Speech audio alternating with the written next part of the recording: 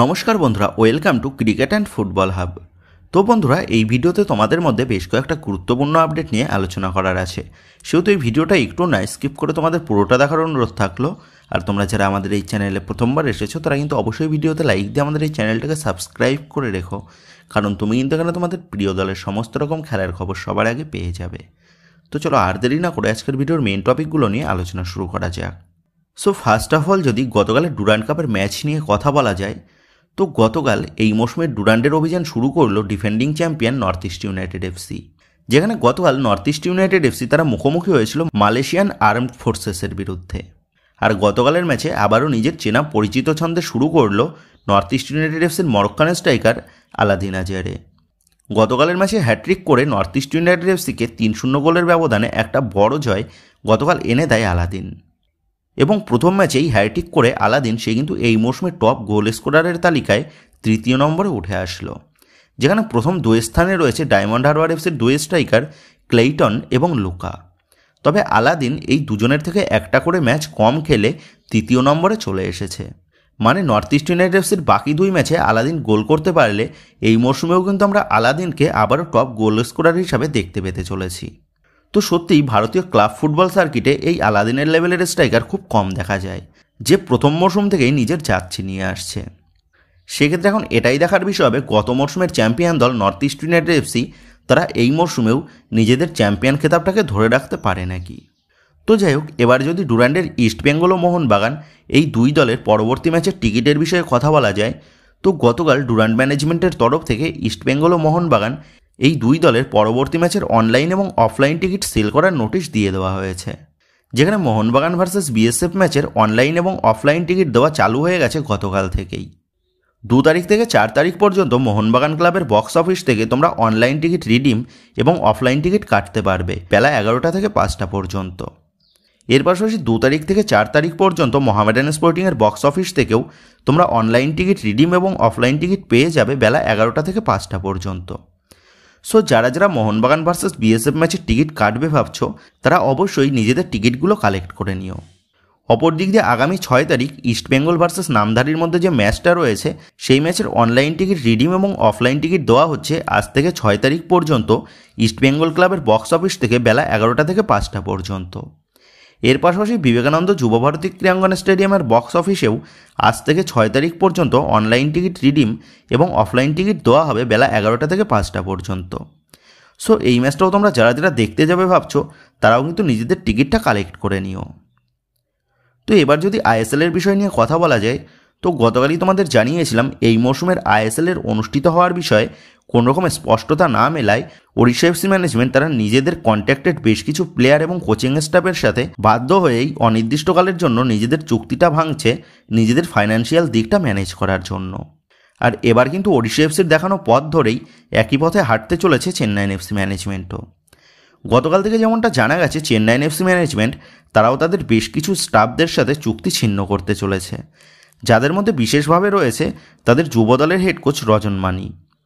এর পাশাপাশি Chennaiyin FC management তারা নিজেদের যুব দলের বেশ কিছু প্লেয়ারদের সাথেও নিজেদের কন্ট্রাক্টটা টার্মিনেট করছে। এছাড়া চেন্নাইন এফসি ম্যানেজমেন্টের তরফ থেকে জানানো হয়েছে তাদের যুব দলের ছেলেরা যদি অন্য কোনো দলে মুভ করতে চায়, তাহলে চেন্নাইন এফসি ম্যানেজমেন্ট তাদেরকে আটকাবে না। তো সত্যিই আজ আগস্ট মাসের 3 তারিখ হয়ে গেল, কিন্তু এখনও পর্যন্ত এই মৌসুমের আইএসএল হবে নাকি সেই বিষয় নিয়ে ক্লিয়ার কোনোরকম আপডেট পাওয়া যাচ্ছে না। এমনকি কোর্টের তরফ থেকেও তাদের রায় জানানোর বিষয়ে কোনোরকম তাড়াহুড়োও দেখাচ্ছে না। অপরদিক দিয়ে আবার আমাদের এআইএফএফের মহান প্রেসিডেন্ট কল্যাণ চৌবে তিনিও কিন্তু এই বিষয়টা নিয়ে কোনোরকম তাড়াহুড়ো দেখাচ্ছেন না। তো তোমরা অনেকেই বলছো এই বিষয়টা এখন কোর্টের আন্ডারে রয়েছে, সেহেতু এখানে এআইএফএফের কিছু করার নেই। তো হ্যাঁ, মানছি যতক্ষণ না পর্যন্ত কোর্টের তরফ থেকে নতুন রায় জানানো হচ্ছে ততক্ষণ পর্যন্ত এই বিষয়ে আর কিছু করা সম্ভব নয়। তবে প্রশ্নটা হচ্ছে এই বিষয়টা কেন কোর্ট পর্যন্ত গেল। এফএসডিএল যখন নিজেদের নতুন প্রপোজাল দিয়েছিল এআইএফএফের কাছে নতুন করে চুক্তিবৃদ্ধির জন্য, তখন কি এআইএফএফ কিছুটা কম্প্রোমাইজ করে নতুন করে চুক্তিবৃদ্ধি করতে পারতো না? তখন যদি এআইএফএফের তরফ থেকে নতুন করে চুক্তিবৃদ্ধিটা করে নেওয়া হতো, তাহলে কিন্তু আজ এই বিষয়টা কোর্টের দ্বারস্থ হতো না। সো এআইএফএফের নিজেদের স্বার্থসিদ্ধির আশায় এবং তাদের গাফিলতিতে আজ ভারতীয় ক্লাব ফুটবলের এই দুর্দশার সম্মুখীন হতে হয়েছে। আর এই কল্যাণ চৌবে যতদিন থাকবে ততদিন পর্যন্ত ভারতীয় ফুটবলের কোনোরকম উন্নতি দেখতে পাওয়ার সম্ভাবনাটা কিন্তু খুবই কম। সেহেতু কোর্টের তরফ থেকে কবে রায় জানানো হয় এবং কবে নতুন করে চুক্তিবৃদ্ধি হয় সেই দিকেই আমাদের নজর থাকবে। আর হয়তো এই বিষয়টা এমন একটা সময়ে গিয়ে সম্পূর্ণ হবে তখন দেখা যাবে ট্রান্সফার উইন্ডো ক্লোজ হওয়ার দিনটাও এগিয়ে এসেছে, যার ফলে কোনো ফ্র্যাঞ্চাইজি তারা ভালো মানের বিদেশি বা স্বদেশি প্লেয়ার সই করাতে পারবে না, যার কারণে এই মৌসুমে আইএসএল কোনোরকমভাবে অনুষ্ঠিত হবে। সেহেতু আজ শুধুমাত্র এআইএফএফের জন্য এতটা সাফার করতে হচ্ছে আইএসএলের মোস্ট অফ দ্য ফ্র্যাঞ্চাইজি এবং সেই সমস্ত দলের সমর্থকদের। তো যাই হোক, এবার পরবর্তী আপডেটগুলো বেরিয়ে আসছে মোহনবাগানকে নিয়ে। তবে মোহনবাগানকে নিয়ে আপডেটগুলো শেয়ার করার আগে তোমাদের কাছে একটাই অনুরোধ থাকলো, তোমরা যারা যারা আমাদের এই ভিডিওটা দেখছো কিন্তু এখনও পর্যন্ত আমাদের ভিডিওতে একটা লাইক করোনি বা লাইক করতে ভুলে গেছো, তারা অবশ্যই আমাদের এই ভিডিওটা ভালো লাগলে আমাদের এই ভিডিওতে একটা লাইক করে দিও। আর রোজ রোজ এইরকম লেটেস্ট আপডেটগুলোর সাথে আপডেটেড থাকতে তোমরা যারা যারা এখনও পর্যন্ত আমাদের চ্যানেলের সাথে যুক্ত হওনি তারা অবশ্যই আমাদের এই চ্যানেলটাকে সাবস্ক্রাইব করে রেখো, কারণ তোমরা সাপোর্ট করলেই তোমাদের জন্য রোজ রোজ এইরকম লেটেস্ট কন্টেন্টগুলো নিয়ে আসতে আমাদেরও ভালো লাগে। সো অবশ্যই তোমরা আমাদের এই ভিডিওতে একটা লাইক দিয়ে আমাদের এই চ্যানেলটাকে সাবস্ক্রাইব করে রেখো। তো তোমরা জানো ইতিমধ্যেই মোহনবাগান দলের সমস্ত সিনিয়র ভারতীয় প্লেয়াররা দলের সাথে যোগ দিয়ে অনুশীলন শুরু করে দিয়েছে। এর পাশাপাশি মোহনবাগান দলের দুই বিদেশি ডিফেন্ডার টম এলড্রেড এবং অ্যালবার্টো রড্রিগেজ জুটিও তারা অনুশীলনে স্টার্ট করে দিয়েছে। তবে এবার প্রশ্ন হচ্ছে দলের বাকি বিদেশিরা কবে শহরে পা দেবে। তো এই বিষয়ে বহুদিন আগেই তোমাদের জানিয়ে দিয়েছিলাম, এই আগস্ট মাসের প্রথম সপ্তাহেই শহরে চলে আসবে মোহনবাগান দলের সমস্ত বিদেশি প্লেয়াররা। আর ঠিক সেই মতনভাবেই টম এলড্রেড এবং অ্যালবার্টো রড্রিগেজের পর এবার দলের 3 অজি তারকা জেমি ম্যাকলারেন, ডিমিত্রি পেট্রাটস এবং জেসন কামিংস এই 3 জনেরও শহরে পা দেওয়ার দিন নির্ধারিত হয়ে গেল। যেমনটা জানা গেছে সব কিছু ঠিকঠাকভাবে এগোলে আগামী 6 তারিখের মধ্যেই দলের এই 3 অজি তারকা তারা শহরে পা দিয়ে দিতে চলেছে। এর পাশাপাশি চলতি সপ্তাহেই মোহনবাগান দলের নতুন বিদেশি রবসন রবিনো তাকেও কিন্তু কলকাতায় দেখতে পাওয়ার সম্ভাবনা রয়েছে। সেহেতু আগামী 8 তারিখ থেকেই মোহনবাগানের গোটা দলকেই আমরা অনুশীলনে দেখতে পেতে চলেছি, যেটা কিন্তু এই মুহূর্তে দাঁড়িয়ে একটা বড় সুখবর সকল মোহনবাগান সমর্থকদের জন্য, সেটা বলাই যায়। তো যাই হোক, এবার পরবর্তী আপডেটটা বেরিয়ে আসছে মোহনবাগান দলের ভারতীয় তারকা মিডফিল্ডার আপুইয়াকে নিয়ে। তো তোমরা জানো ডুরান্ড কাপের প্রথম ম্যাচেই ঝামেলায় জড়ানোর জন্য সরাসরি লাল কার্ড দেখানো হয় আপুইয়াকে। আর সরাসরি লাল কার্ড দেখানো মানে আমরা সচরাচর দেখে এসেছি পরবর্তী 2 ম্যাচের জন্য সেই প্লেয়ারকে সাসপেন্ড থাকতে হয়, যার ফলে আপুইয়াকেও আগামী বিএসএফ এবং ডায়মন্ড হারবার এফসি এই 2 ম্যাচ মিস করার কথা ছিল। তবে এই মুহূর্তে দাঁড়িয়ে যে ব্রেকিং আপডেটটা বেরিয়ে আসছে সেটা হচ্ছে মোস্ট প্রবাবলি আপুইয়াকে শুধুমাত্র 1 ম্যাচের জন্যই সাসপেন্ড থাকতে হতে পারে, কারণ ম্যাচ শেষে ম্যাচ রেফারিকে ম্যানেজমেন্টের কাছে কার্ডের বিষয়ে রিপোর্ট জমা দিতে হয়। আর ওদিনের ঘটনাতে আপুইয়াকে রেড কার্ডের পরিবর্তে ইয়েলো কার্ড দেখালেও কিছু বলার ছিল না। সেই কারণে রেফারির তরফ থেকে আপুইয়ার বিষয়টা তেমন একটা শাস্তিপূর্ণ নয় তেমনটাই জানানো হয়েছে, যার ফলে ম্যানেজমেন্টের তরফ থেকে আপুইয়াকে শুধুমাত্র 1 ম্যাচের জন্যই সাসপেন্ড থাকার নির্দেশ দেওয়া হতে পারে।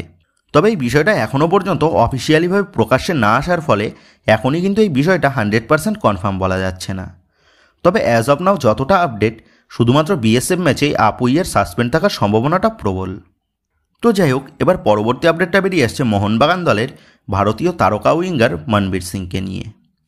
তো তোমরা জানো মোহামেডান স্পোর্টিং ম্যাচের আগেই অনুশীলনে সামান্য চোট পায় মনবীর সিং, যার ফলে মনবীর সিংকে মোহামেডান স্পোর্টিং ম্যাচে রেস্ট দেওয়ার পরিকল্পনা করে কোচ বাস্তব রয়। তবে বর্তমানে দাঁড়িয়ে যেমনটা আপডেট বেরিয়ে এসেছে, মনবীর সিংকে গতকালের প্র্যাকটিসে দেখা গেছে গোটা দলের সাথে পুরোদমে অনুশীলন সারতে। সেহেতু এর থেকে এটা নিশ্চিত আগামী বিএসএফ ম্যাচে আমরা মনবীর সিংকে দলে ফিরতে দেখতে পেতে চলেছি। এর পাশাপাশি দলে সদ্য যোগ দেওয়া 2 বিদেশি ডিফেন্ডার টম এলড্রেড এবং অ্যালবার্টো রড্রিগেজ এই দুজনকেও গতকাল গোটা দলের সাথে পুরোদমে অনুশীলন করতে দেখা গেছে।